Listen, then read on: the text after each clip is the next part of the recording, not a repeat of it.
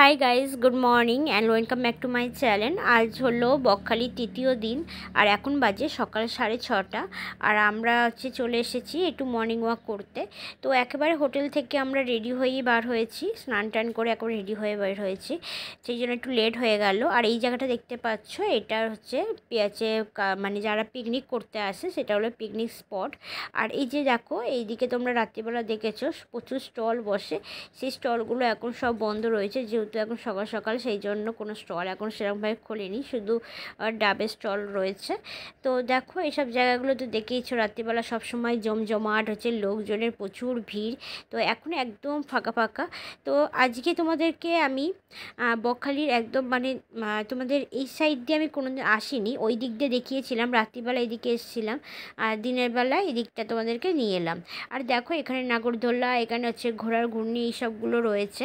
তো রাত্রিবেলা তোজো চড়তে খুব ভয় পাচ্ছিল, আর এখন যেহেতু বাধা রয়েছে সেই জন্য তোজো উঠে বসে রয়েছে আর বলছে আমাকে ঘোরাও, আমাকে ঘোরাও। তো এখন বাধা রয়েছে, এখন তো ঘোরানো যাবে না, কিন্তু তাও ওকে কে বোঝাবে, সেটা নিয়েই বায়না করছিল। আর আমি তোমাদেরকে যেহেতু হচ্ছে এইখান থেকে দেখতে পাচ্ছ, ওই ডান দিকটাকে ঘুরিয়ে কালকে ঘুরে মানে মর্নিং ওয়াক করেছিলাম, আজকে তোমাদেরকে এই হচ্ছে বাঁ দিকটা তোমাদের কাছে নিয়ে যাব ঘোরাতে। তো দেখো এইদিকে হচ্ছে সমুদ্রের এই যে আছে বাঁ দিকটা, এই বাঁ দিকে হচ্ছে আমার যেটুকু দেখে মনে হচ্ছে, দেখো এখানে হচ্ছে আমফানে প্রচুর মানে ক্ষয়ক্ষতি হয়েছে। তো এটা কি ছিল আমি ঠিক যা বলতে পারবো না, আর দেখে তো মনে হচ্ছে কোনো কিচেন হবে হয়তো। আর যে অনেক বসার সিট ছিল, পার্ক মতন করা ছিল, কিন্তু এখন সেই সবগুলো এখন কিছু হয় মানে সব যে ইয়ে ধ্বংসাবশেষ হয়ে পড়ে রয়েছে। তো দেখতেই পাচ্ছ, তোমাদেরকে একবার দেখালাম, হয়তো এক সময় এইখানেও জল আসতো, সেই জলগুলো যে হয়েছে। আর সমুদ্র এলাকা যে পার্শ্ববর্তী জায়গা বা সামনে, তোমরা তো জানোই প্রাকৃতিক দুর্যোগের জন্য কতটা ক্ষতিগ্রস্ত হয় সমস্ত কিছু। তো সেরকমই যেহেতু আমফান ছিল, আরও অনেক কিছু যে প্রাকৃতিক দুর্যোগগুলো এসেছে, সেই সব কারণের জন্য প্রচুর ক্ষতিগ্রস্ত হয়েছে। আর এখন হতে পারে বেলায় এসেছি আজকে, কিন্তু প্রচণ্ড কুয়াশা ছিল, যেটা আমি আমার ক্যামেরাতে আমি হচ্ছে তোমাদেরকে দেখাতে পাচ্ছি না, যে দেখো এতটা কুয়াশা তোমাদের মানে কাছ থেকে কাছে আর দেখা যাচ্ছে না। তো এটা যাই হোক, এটা হলো হচ্ছে আজ এই দিকটা হচ্ছে সেরকম লোকজন আসে না।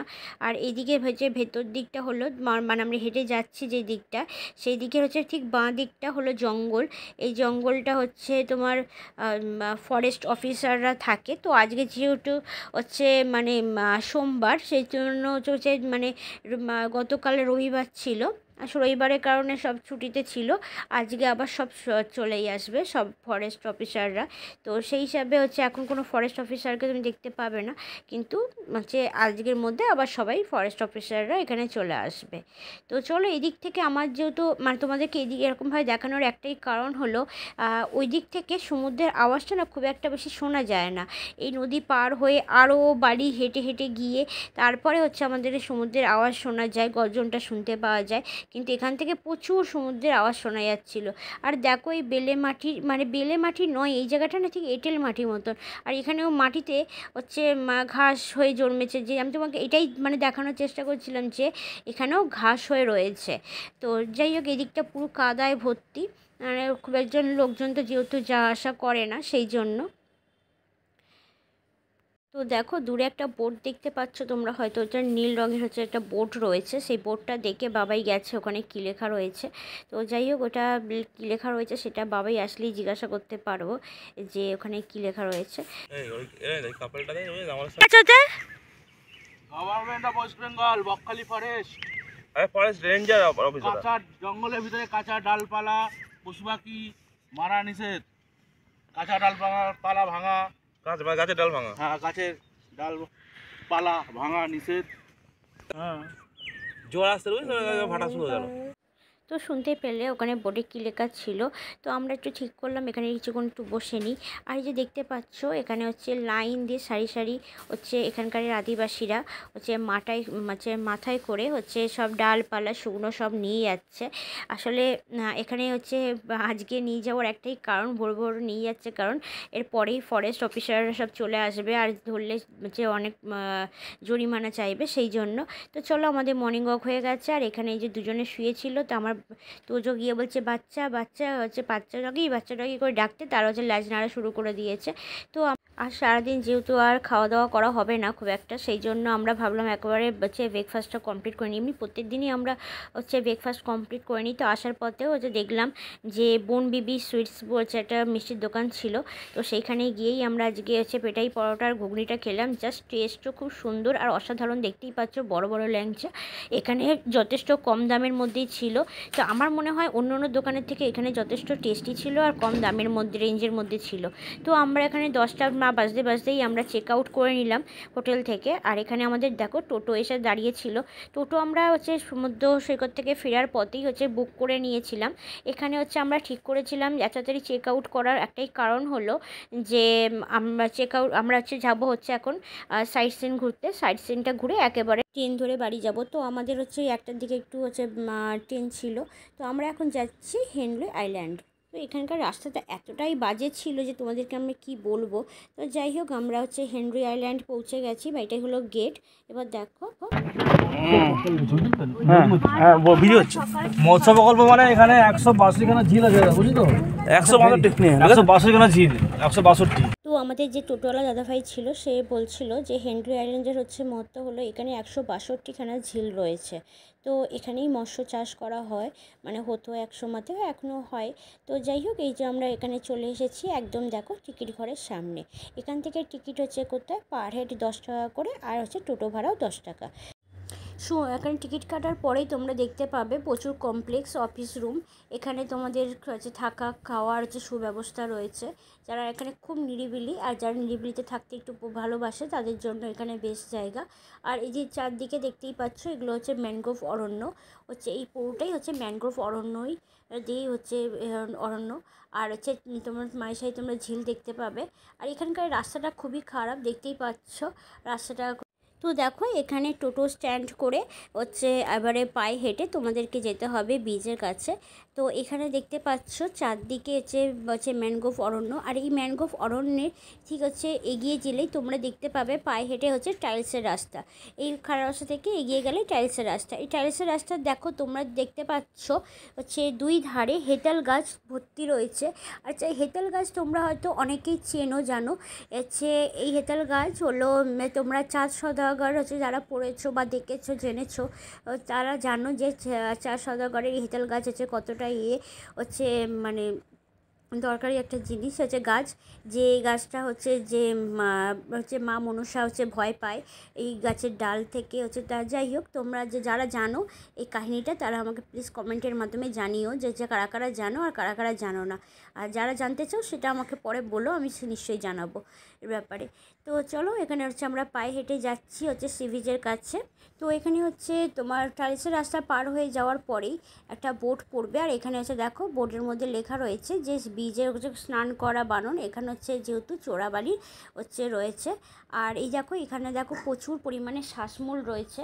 তোমরা শ্বাসমূল দেখতে পাচ্ছ কিনা জানি না, আমি তোমাদেরকে দেখানোর চেষ্টা করছি। আর এখানে হচ্ছে যে কাঠের বীজটা রয়েছে, কাঠের বীজটা পার হয়েই তারপরেই তোমাদেরকে যেতে হবে হচ্ছে বীজের কাছে। তো চলো। তো দেখো এটা খুব সুন্দর একটা ভিউ। এত সুন্দর জায়গাটা আমি প্রথমে ঢুকে তো বুঝতেই পারিনি যে সুন্দর জায়গাটা এতটা সুন্দর। তো যাই হোক তোমরা একবার বকখালি এলে হচ্ছে এই সাইট সিনগুলো ঘুরতে একদম ভুলো না, তোমাদেরও খুব ভালো লাগবে।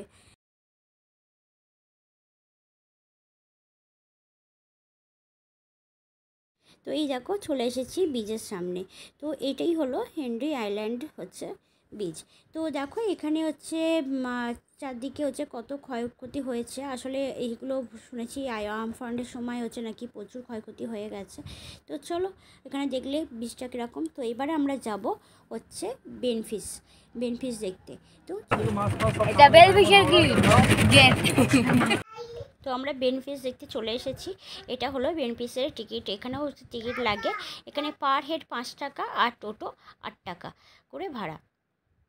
এখানে বেনফিশে ঢুকতে গিয়ে আমি প্রথমে যেটা দেখতে পেলাম এখানে হচ্ছে নৌকা তৈরি হচ্ছে, যে টোলগুলো দিয়ে তৈরি যায় হচ্ছে সমুদ্রে, সেই টোল তৈরি করা হচ্ছে। আর তার ঠিক হচ্ছে বাম দিকেই দেখলাম যে হচ্ছে জাল বুনছে। তো দেখো এই দেখো জাল বুনছে, প্রচুর মানুষে মিলে।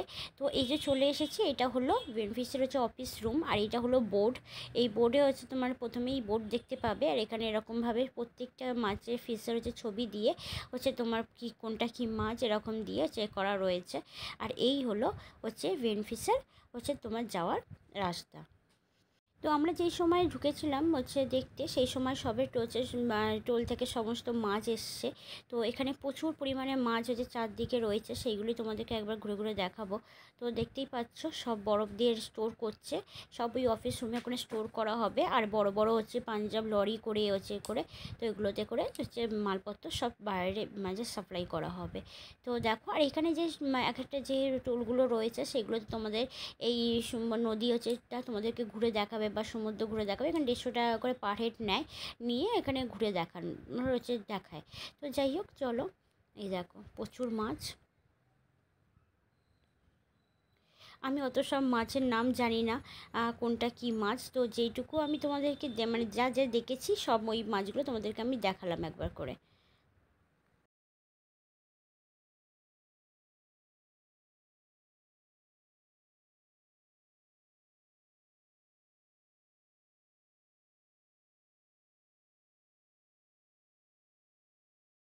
তো এবার আমরা চলে এসেছি কার্গিল ব্রিজ। কার্গিল ব্রিজ জায়গাটা খুব সুন্দর, আর সমুদ্রের পাড়টাও হচ্ছে ভালোভাবে হচ্ছে একদম পুরো বাঁধানো, মানে যেমন দীঘাতে যেমন বাঁধানো থাকে ঠিক সেরকমভাবেই বাঁধানো।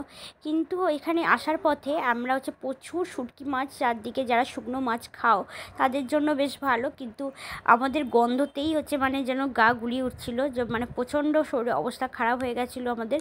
তো এই পুরো রাস্তাটা এখান থেকে শুরু করে ফিজারগঞ্জ যাওয়ার মানে পুরো রাস্তাটাই হচ্ছে জুড়ে হচ্ছে চারদিকে শুধু শুটকি মাছের হচ্ছে মানে শুকনো মানে মাছ সব ঝুলিয়ে ঝুলিয়ে রাখা রয়েছে।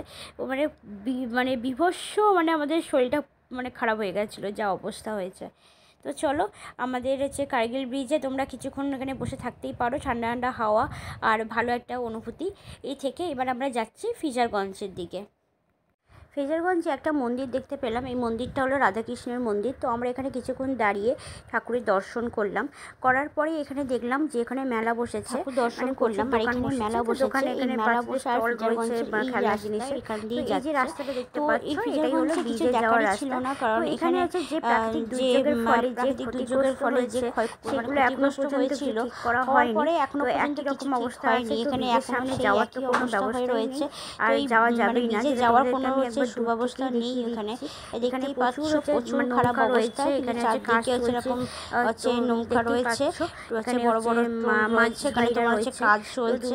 তো যাই হোক, আমরা চারদিকে এই জিনিসগুলি তোমাদেরকে আমি দেখালাম, এর থেকে বেশি তোমাদের এখানে কিছু দেখানোর ছিল না। তো এবার আমরা বেরিয়ে গেলাম হচ্ছে মার্টিন ধরার উদ্দেশ্যে, কারণ আমাদের যেহেতু তোমাদের বললাম একটার মধ্যে ভিডিওটা ভালো লাগলো, তো সেই ভিডিওটা ভালো লাগলে একটা লাইক করে দিও, আর পারলে শেয়ার করে দিও। তো তোমাদের সঙ্গে দেখা হবে আবার পরবর্তী ভিডিওতে। ততক্ষণ তোমরা সুস্থ থেকো, ভালো থেকো, টাটা, বাই বাই।